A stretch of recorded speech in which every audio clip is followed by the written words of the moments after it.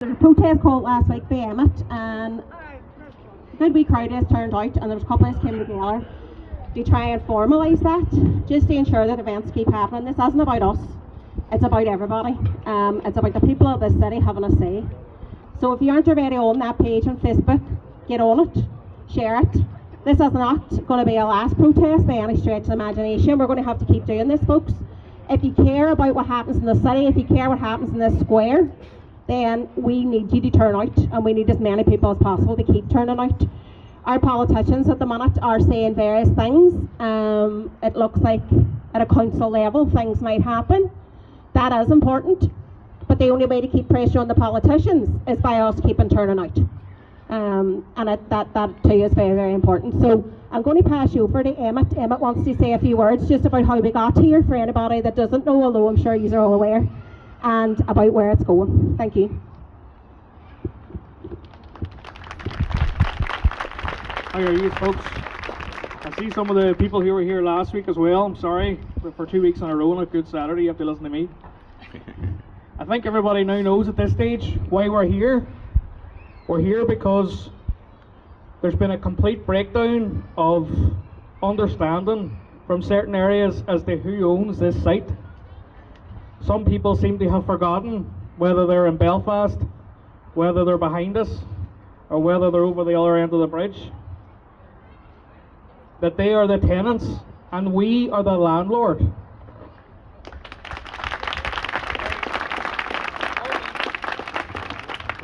What we've been doing as a campaign group, which is, I have to say, non-political. Last week we called a protest with 2 days notice, and we had a few dozen people here. And I think that has sent a message. But yesterday, the three of us sat down and we wrote a letter, which you might have seen on the social media page, at about 1:30. And it went to three people. One, the chief executive of the council, because if they're going to take it over, that's great. But they needn't think that we're going to be replacing a committee in a back room over here making decisions about our square with a committee making decisions in a back room over there. It has to be about the people who are going to use the site, promoters, artists, and the public in general. Because we're not going to be back here in a year's time having to chase down emails, especially from people from our own city who are supposed to be making decisions on our behalf.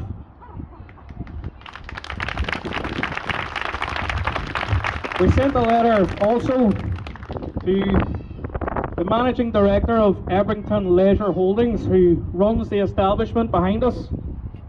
They basically say there's a hotel here and that's fantastic, and if you want to employ dairy people, that's great, but this is not your square. You don't own it. Every brick in the ground, every brick, indeed most of the bricks and the hotel were paid for by us. And you needn't think you're going to be having a veto over what happens on this site. We've yet to hear back from that individual, and when we do, and I'm sure we will this week, we'll let you know. But third and most importantly, we sent the letter to the executive office because they've been all over the place. I think everybody knows that over the last couple of weeks. First it was, we can't do anything because we're going to get sued. And then it was, it's too late now for events. And then it was, we don't like raves. So we sent them a letter to say, you also don't get to dictate what happens on this site. It also doesn't belong to you. And we don't know why people from Belfast are running a site on the water side in this city.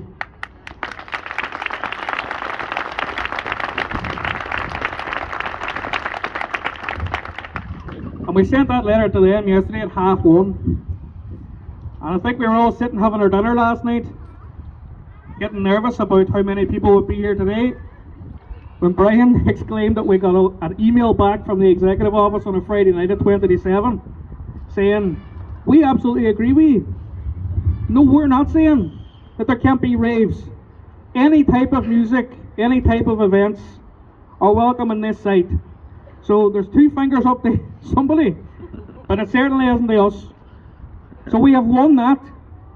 And when I say we, I mean everybody here, everybody that's been talking about this, everybody that's Facebooked the politician, everybody that has said they'll be here. You have saved the rave. Yeah. Now, I want to make it clear when I say save the rave. I've never been to a rave in my life. I'm sure you're not surprised about that much. And I don't know how many raves will be in the future. But that's the whole point. It doesn't matter whether I like raves or not. It's not about even us here. It's about the young people in 20 years' time who want to use that site to enjoy themselves. That's why we can't let this go. So what's next? Today we'll be going back to the executive office and telling them, thanks very much for your email. But what about the events in 2024? Because there are good Derry men and women who want to hold events, promoters and artists who put their own money into doing this. And it's time for you to listen. What's next with the hotel? Well, we're waiting to hear back from the owner. But there's only two things that we will be hearing back, or we'll be here again next week. And those are very simple. I will not be putting any veto on any events that happen in the square because I don't own it. And two, and I don't think this is too much to ask for an establishment that got X millions of pounds for your money. The £150,000 backhander that was got because you wanted to take people in Derry to court because you didn't want to have a rave in this square that you don't own. We'll have that back.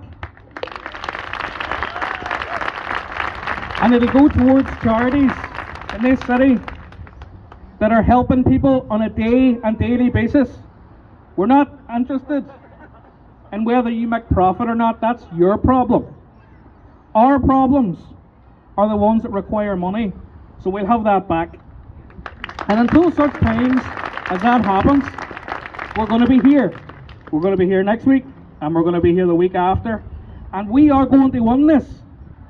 For the simple fact of the matter that the only thing the person who runs the hotel behind us needs to do is to look at a calendar. There isn't going to be many US golfers landing here on the depths of October, is there? If you want your business to be viable, and we hope it is because Derry people work on it, then you're going to have to start respecting the people that live here.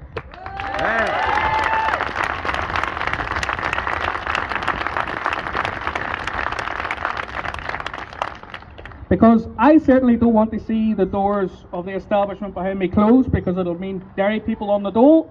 But I don't think it's going to matter necessarily to the person who owns the hotel because they seem to have a hell of a lot of money to employ solicitors and PR gurus over the last couple of weeks by putting their foot in their mouth. This is not going away. And I know that there are moves, as Sinead said, in council next week to expedite taking over the site, and that's a move in the right direction.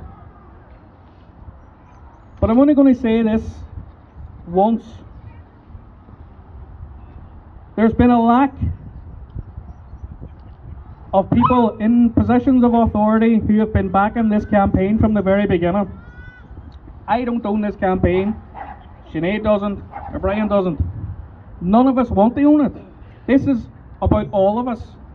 It doesn't matter where you live. Doesn't matter what you believe in. This is our square. So we need people, whether they be politicians, whether they be civil servants, to start getting behind this. Because you're going to need to either get behind it or get out of the way. Because what it comes down to is, there's been a lot of talk over the last number of weeks about people being angry, and it's obvious that people are. I'm one of them. And there's been a lot of talks about meetings. But we got a response yesterday in about 5 hours from the executive office going back on something they've been saying for a month. So either we're being successful at it, and I mean all of us, or there are conversations happening to which people aren't aware. And I want to send that message very clearly, because when the time comes, when this is won, and it will be won, we will win this. We don't want people coming out and saying, We did this as in a group. We did this. So get behind us. Start sharing the events. Start coming here on a Saturday. Start telling your supporters to come here on a Saturday. Because it's very obvious who's here from a leadership perspective and who's not here. You only need to look around you. And that's the only political point that's going to be made here by any of us. But what I want to do, because we're very keen, I don't want to be standing up here every week, and neither does Sinead or Brian. We want to hear from you, so Sinead is now going to give anybody that wants to speak here at all, come up and have your say. I'm going to bring the mic down here. You don't have to try and climb up. If you want to come forward here, and I'll hold the mic going to go so far, and the further stretch it, the less it's likely to work. How you doing, folks? You alright? My name's Michael. I'm from a business called the Tijuanas. Some of you might have seen a post that we put up on Facebook that was widely shared. And what we had been planning to do down in the building there called the Keep, nice old stone building, a couple of wee courtyards, was to open up. 1, 2, 1, 2. Was to open a street food court. We were going to get DJs in, small venue, a couple of hundred people, live music. There were 5 or 6 of us, food sellers, different people from around the town, people you'd know. And I was not the person negotiating the contract, but I've seen the contracts and I've seen all the exchanges between the estate management company and our group. And essentially, without going into too many legal details where I'll end up having to get into a legal argument with people, they did not negotiate in good faith, and as far as I'm aware, did not honour the contracts and the agreements that were made.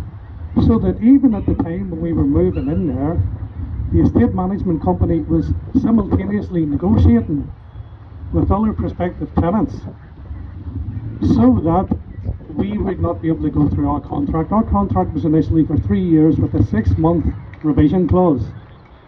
That would mean after 6 months we could see if it was working out, and if it wasn't working financially, we couldn't go forward. And essentially, I think about 2 months after that was signed, we got an email saying we no longer intend to continue with this contract. Now, that's a legal issue. We don't have the money to pursue it as a legal issue, not against folks who obviously have got a lot of money. So, unfortunately, that's it. The Keep is not going to be a street food court. We were trying to make a sort of, like Belfast has its common market, a wee dairy version of that there. Sadly, it's not going to happen on that site, as beautiful as it would have been. And there were a lot of people from the town involved. There were DJs and music promoters and artists and all other kinds of folks. It was a local venture. I'm from Belfast, so I'm a blow-in. Our business is from South America. But we love this town. Anybody who's seen our business knows we've done every event in this town for about 5 years. Jazz festival, Halloween, Christmas, everything. We are regulars on the street food scene, and we have had enormous support from the people in this town, which we'd like to say thank you for, by the way. My personal view about this whole matter, about Ebrington Square, is this. You all want to start looking into who is running Ebrington Square. They should be doing it on behalf of us, all of us, citizens of this country, because in fact, effectively, it belongs to the people of this country. It was handed to what was then the office of the First Minister and Deputy First Minister to administer on behalf of the people of the town, of the city, of the country. That doesn't seem to be happening. And we need to ask ourselves, why is that not happening? Who's running this square? What deals are being made? Now this goes back a long way. Anybody who does a wee bit of research will come across a company called ILEX, I-L-E-X. And it's interesting when you do a Google search on Belfast Telegraph of ILEX, and you'll see what apparently were reported at the time as fraudulent payments and overpayments. So there's a wee bit of scandal has been attached to the management of this square for quite a long time. And as citizens, I think we have a right to know what's being done in our name. We have a right to know what agreements have been signed in our name between the management company, between the management company and the hotel. What right of veto does the management company have? What right of veto does the hotel have over the public square? I don't know. I mean, maybe there's somebody here who's very good at doing this kind of investigations. I just sell food from a tent. So, good luck to you all. Sorry we couldn't get it to happen. We'll try and do it somewhere else. Thank you. Thanks very much for illuminating us on that issue. It's very, very important. There have been rumblings that there are issues that local businesses are struggling to work with certain individuals that are placed in the square. One of the things that we're very certain about, and if you're talking to any of the local councillors in the next few days before this full council meeting, details of which we will be putting on social media because we're hoping to attend that too, and when I say we, I mean all of us, to hear what they are talking about on there, about us. The thing about it is there is a holding company here that manages the square, Ebrington Holdings Limited. The fellow that is the sole named director isn't from Derry. Is that a surprise? No. One of the things, and I'm going to put my hands up and be honest because this is the type of person I am. I privately contacted Colin Eastwood MP last night.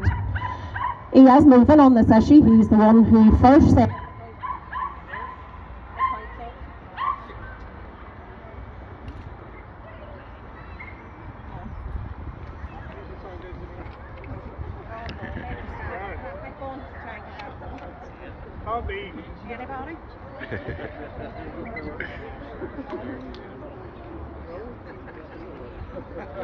Hello? Yes. So I'd message Colin. I know Colin personally. This isn't political. Absolutely it is not political. Because all our politicians are basically saying the same thing. That they want this square back into the hands of the people of Derry and for events to continue. So we're a wee bit of joined up thinking and a wee bit of working together, which is something that has been a severe lack of for a long, long time. I think that could happen.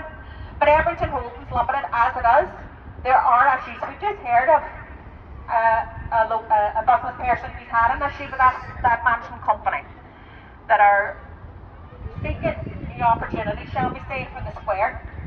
That company cannot be involved going forward. It cannot. Because we want to manage the square from council level. We don't need private entities and people that we don't know coming in and telling us what's acceptable and what is not acceptable in our square. And it is our square. That's the bottom line of it.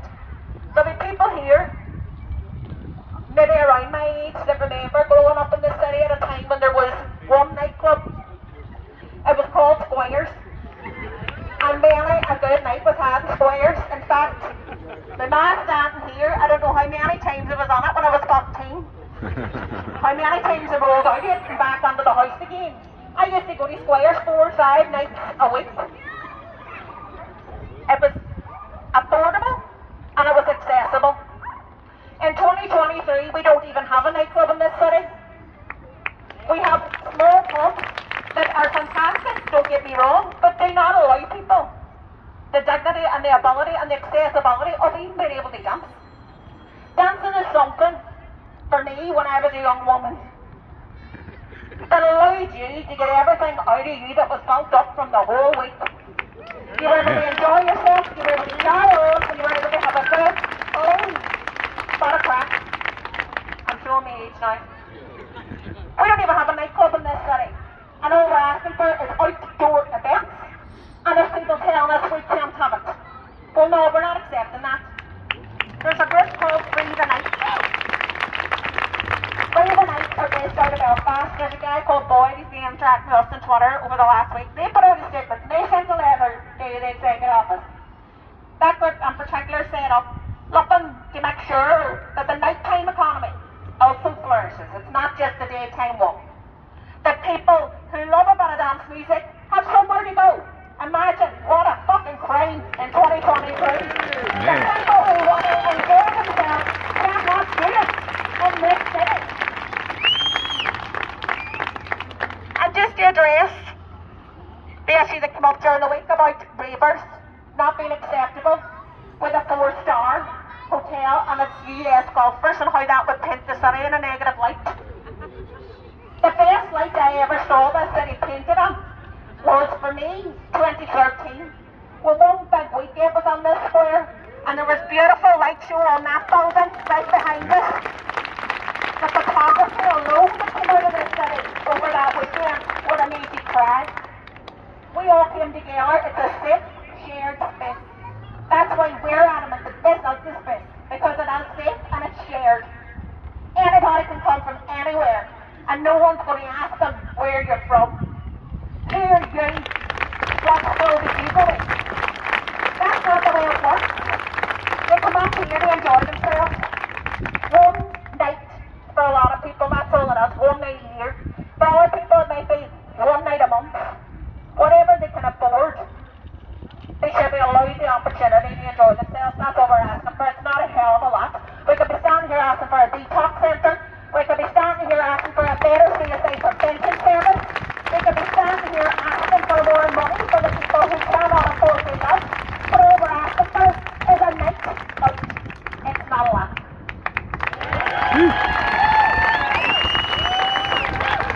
I just wanted to share where I'm coming from so that you can see. I'm sure there's plenty of other people here who are coming from